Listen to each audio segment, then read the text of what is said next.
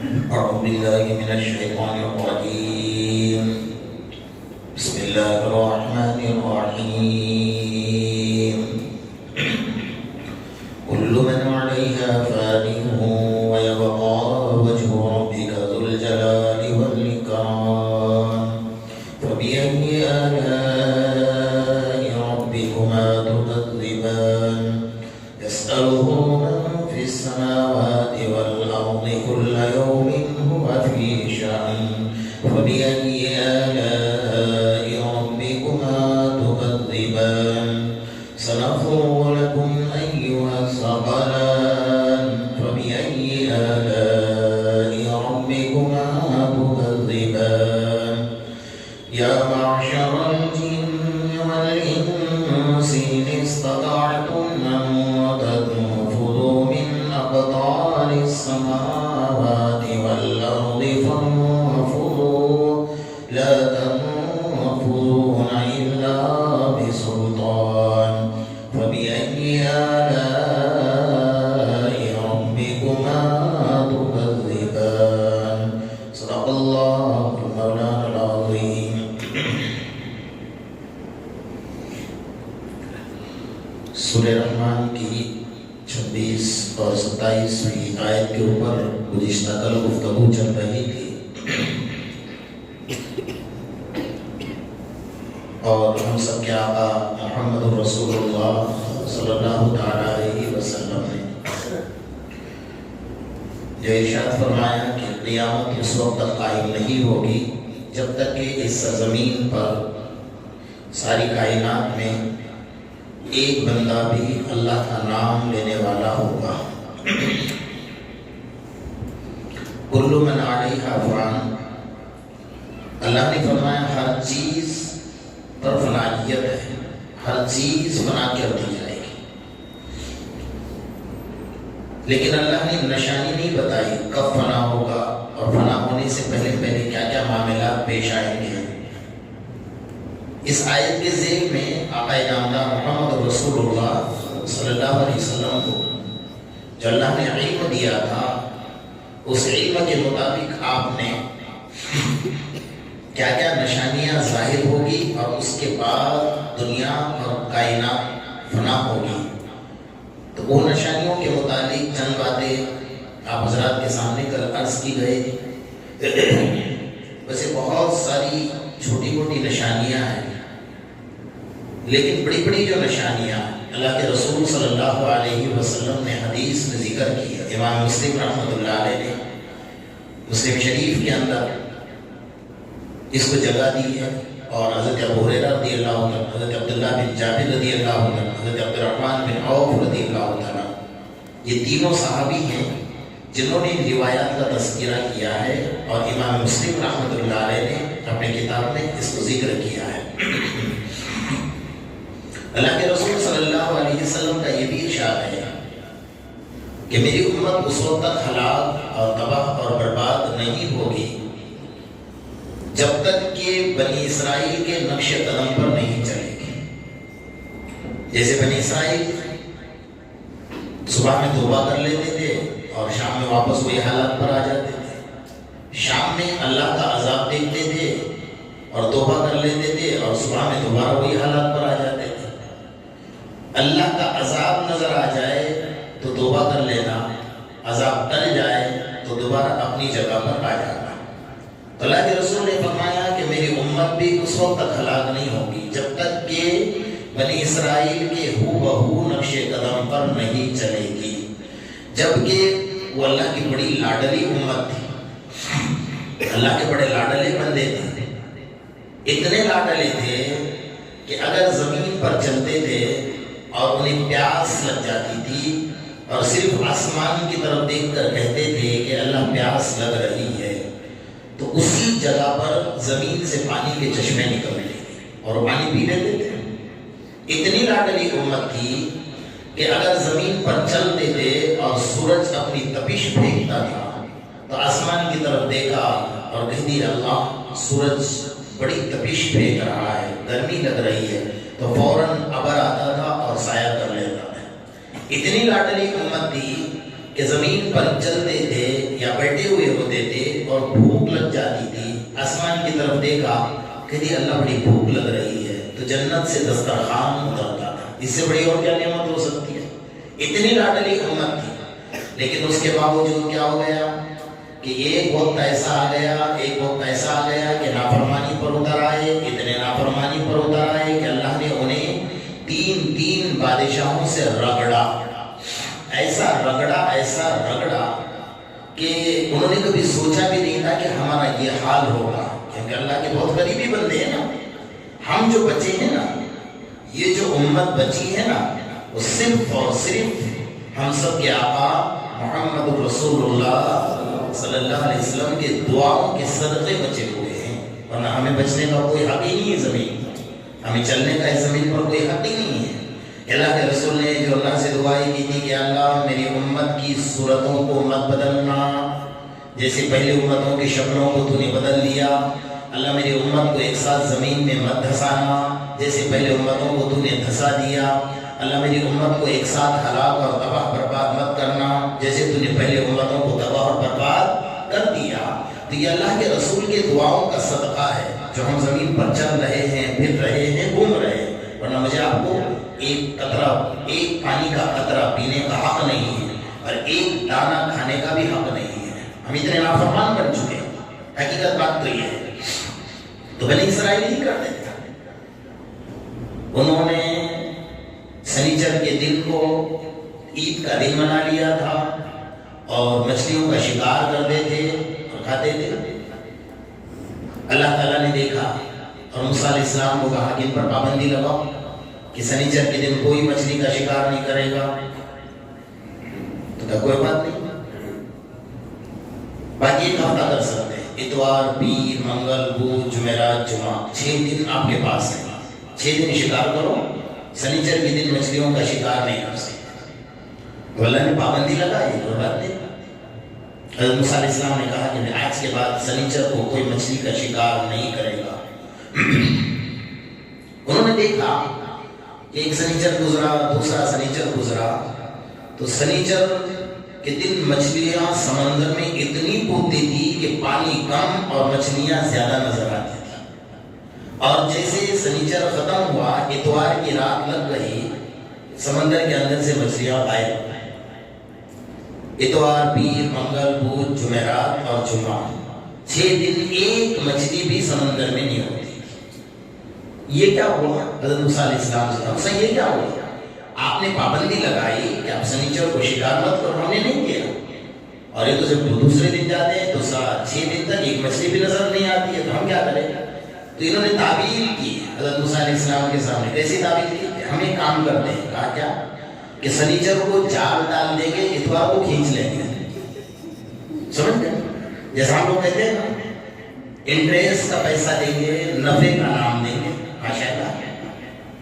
اس سے آگے ہے امت، اس سے پیچھے نہیں ہے، 2 قدم آگے ہے۔ وَمَكْرُ أُولَٰئِكَ هُوَ يَبُورُ، اللہ کو دھوکہ نہیں دے سکتا ہے، دنیا والوں کو دھوکہ ضرور دے سکتا ہے۔ تو انہوں نے کہا ہم ایک کام کرتے ہیں، کہا کیا؟ کہ سنیچر کو جال ڈال دیں گے، سنیچر کو شکار نہیں کریں گے، اور کب کھینچیں گے؟ اتوار کو صبح کھینچ لیں گے۔ موسیٰ علیہ السلام نے نہیں، اللہ نے منع کیا، جب شکار کرنا ہی نہیں تو جال ڈالنے کا سوال ہی پیدا نہیں ہوتا ہے، تو نہیں مانا۔ سنیچر کو جال ڈال دیا، اتوار کے دن کھینچ لیا، اور مچھلیاں آ گئی، شکار کر لیا، اور مچھلیاں کھا لی، اور مچھلیاں کھانے کے بعد رات میں سارے کے سارے سو گئے۔ سونے کے بعد صبح اٹھ کر دیکھو، کونو قردۃ خاسئین، اللہ نے سب کے شکلوں کو بندروں کی شکل بنا دی۔ نافرمان بن گئے سب کی شکلوں، عورتوں بندر نہیں بن گئی، مرد بندر بن گئے، چھوٹے چھوٹے بچے جو بندر کے بچے ہوتے ہیں نا، کوئی چھت پر چڑھ کر بیٹھا ہے، کوئی درخت پر چڑھ کر بیٹھا ہے، ادھر کود رہا ہے، ادھر کود رہا ہے، ایک بھی انسان سب کے بندر کی شکل بنا ہے۔ میرے آقا نے دعا فرمائی کہ اللہ میری امت اگر گناہ بھی کرے نا تو میری امت کی شکل مت بدلنا۔ اللہ اکبر، یہ میرے آقا کی دعاؤں کا صدقہ ہے میرے دوست۔ بلکہ میں آپ کو ایک مثال دیتا ہوں، بات شاید سمجھ میں آ جائے گی۔ حضرت آدم تو کل کائنات کے باپ ہے نا، جنت میں پیدائش ہوئی ہے، جنت میں اللہ نے پیدا کیا، جنت میں اللہ نے بنایا، ان سے گناہ نہیں ہوا ہے، ان سے کیا ہوئی ہے؟ غلطی ہوئی ہے۔ ہمارے ہمارے بہت سارے بیان کرنے والے حضرات بولتے ہوئے حضرت آدم سے گناہ ہو گیا. ارے گناہ کا لفظ نبی کے ساتھ کبھی بھی جوڑنا نہیں ہے. اللہ نے سارے دنیا کے گناہوں کو، سارے دنیا کی برائیوں کو یہ حکم دیا، اے برائیوں، اے گناہ کے کاموں، میرے نبیوں کے قریب بھی مت جانا. جبکہ اللہ نے ہمیں حکم دیا اے لوگوں تم گناہ کے قریب مت جانا، لیکن سارے گناہ کو اللہ نے کیا حکم دیا ہے؟ میرے نبیوں کے قریب مت جانا. تو حضرت آدم سے غلطی ہوئی، اس غلطی کی سزا کیا مل گئی؟ سب سے پہلے جنت کا لباس اتار دیا گیا. فَطَفِقَا يَخْصِفَانِ عَلَيْهِمَا مِنْ وَرَقِ الْجَنَّةِ فَطَفِقَا يَخْصِفَانِ عَلَيْهِمَا مِنْ وَرَقِ الْجَنَّةِ. جب جنت کا لباس اللہ نے اتارا، حضرت آدم علیہ السلام دیکھے اللہ میں تو بے لباس ہو گیا ہے، جنت کا لباس چھین لیا گیا ہے. تو وہ درخت کے قریب جاتے تھے کہ درخت کے پتے لے لو اور اپنا بدن ڈھانپ لو. جیسے درخت کے قریب گئے، جو درخت کے پاس ہاتھ پڑا ہے تو درخت اتنا اونچا ہو جاتا تھا کہ حضرت آدم کا ہاتھ ہی نہیں پہنچتا. اللہ تیری مرضی ہے.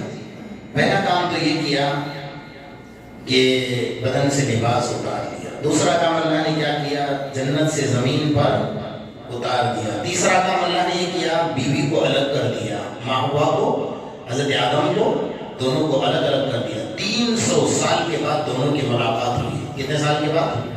300 سال کے بعد. کس کو کہتے ہیں 300 سال؟ جدہ میں حضرت حوا کو اتارا. جدہ کے معنی آتے ہیں دادی کے، ہماری دادی ماں یعنی حضرت حوا علیہ السلام کو اللہ نے جدہ میں اتارا. حضرت آدم علیہ السلام کو ہندوستان کے پہاڑ پر اتارا. تو دونوں کو الگ الگ کر دیا، دونوں کی ملاقات ہونے نہیں دی. 300 سال تک دونوں کو جدا رکھا. وہ تو نبی تھے، ابو البشر تھے، کل کائنات کے نبی تھے، سارے انبیاء ان کے اولاد ہیں. غلطی پر اللہ نے یہ سزا دی. اور یہ امت کیا ہے؟ باہر جا کر، اپنے گھر سے باہر جا کر گناہ کرتی ہے، اللہ دوبارہ گھر لوٹاتا ہے. لوٹاتا ہے نہیں لوٹاتا؟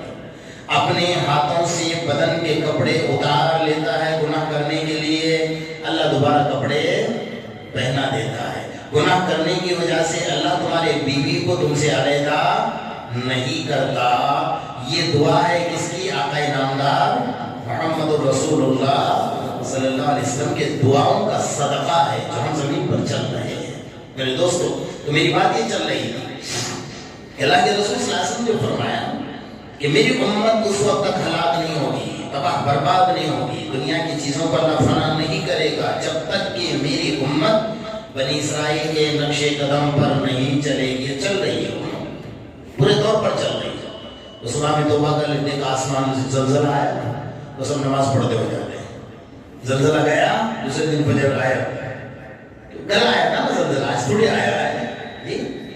میرے دوستو، اللہ کے عذاب کو دعوت نہیں دینی چاہیے. اللہ کو اتنا جلال پہ مت لاؤ کہ زمین اب شکایت کر رہی ہے. اللہ معصوموں کا خون پی پی کر میرا پیٹ بھر چکا ہے. زمین اب شکایت کر رہی ہے، اللہ اب میرے سینے پر اتنے گناہ ہو چکے ہیں کہ میں اب برداشت نہیں کر پا رہی. آسمان شکایت کر رہا ہے، اللہ گناہ اتنے آ رہے ہیں کہ اب مجھ سے برداشت نہیں ہو رہا ہے. اللہ جب غضب میں آ جائے، جلال میں آ جائے نا، تو یہ جو قیامت کی نشانی اللہ کے رسول صلی اللہ علیہ وسلم نے بیان، عائشہ رضی اللہ تعالیٰ عنہ فرماتی کہ زلزلہ زمین میں اس وقت تک نہیں آ سکتا جب تک کہ 3 چیزیں اس امت کے اندر موجود نہ ہو. 3 چیزیں. حضرت عائشہ رضی اللہ عنہ، حضرت مالک بن دینار رضی اللہ تعالیٰ عنہ اس حدیث کے راوی ہیں. عائشہ رضی اللہ تعالیٰ عنہ فرماتی ہیں میں نے اللہ کے رسول صلی اللہ علیہ وسلم سے اپنے کانوں سے سنا ہے کہ اللہ کے رسول نے فرمایا کہ سب سے پہلے زمین پر ناچ گانا عام ہو جائے گا. دوسرے نمبر پر مسلمان اپنی زبان سے گالی بولنے لگے گا. اور تیسرے نمبر پر امت کی مائیں بغیر پردے کے بازار میں گھومنے لگ جائیں گی. جب یہ 3 چیزیں عام ہو جائے گی تو اللہ زمین کو حکم دے گا، زمین کب کپانے لگے گی، زمین زلزلے سے تھررانے لگے گی. ایسی کہ یہ تینوں چیزیں عام ہیں. ہمارے یہاں کی شادی بغیر ڈی جے کے، بولو نا آگے، سب میں بولوں گا تو میں گناہگار سمجھا جاؤں گا، بغیر ڈی جے کے نہیں ہوتی ہے. ماشاء اللہ ہمارے کلّا والے انہوں نے ڈی جے کا لفظ بتایا تھا، ڈی کے معنی ڈائریکٹ اور جی کے معنی بولو دھیرے بولے گا، اللہ نہیں سن کر سننے والا بھی اور بجانے والا بھی کہاں جائے گا. اور نیکیاں جھاڑنے والے، برا مت مانی، پنجوں کا نماز پڑھنے والے، تکبیر اولیٰ کے پابند، تسبیحات کی پابندی کرنے والے، اشراق پڑھنے والے، تہجد پڑھنے والے، داڑھی والے، ٹوپی والے، ماشاءاللہ ڈی جے بجتے وہاں جا کر کھڑے رہتے ہیں، دیکھ رہے ہیں. پھر کہتے یار نہیں جاؤں گا تو تعلق ٹوٹ جائے گا، نبی کے ساتھ تعلق ٹوٹ جائے چل جائے گا، اللہ کے ساتھ تعلق ٹوٹ جائے چل جائے گا، میری رشتہ داری نہیں ٹوٹنی چاہیے. اور یہ بوڑھے کو بھی جذبہ آتا ہے، جب ڈی جے بجتے ہیں تو اس کو بھی جذبہ آ جاتا ہے، یہ تو نوجوان ہو جاتا ہے. پھر تو جب تک تم نے ایسے لوگوں سے بائیکاٹ نہیں کیا نا، یاد رکھو جتنا بجانے والا گناہ گار ہے اتنا دیکھنے والا بھی گناہ گار ہے. ہمارے اللہ والے یہ نہیں دیکھتے تھے کہ سامنے مالدار ہے اور اس کو بولوں گا تو برا لگ جائے گا، نہیں، ہرگز نہیں.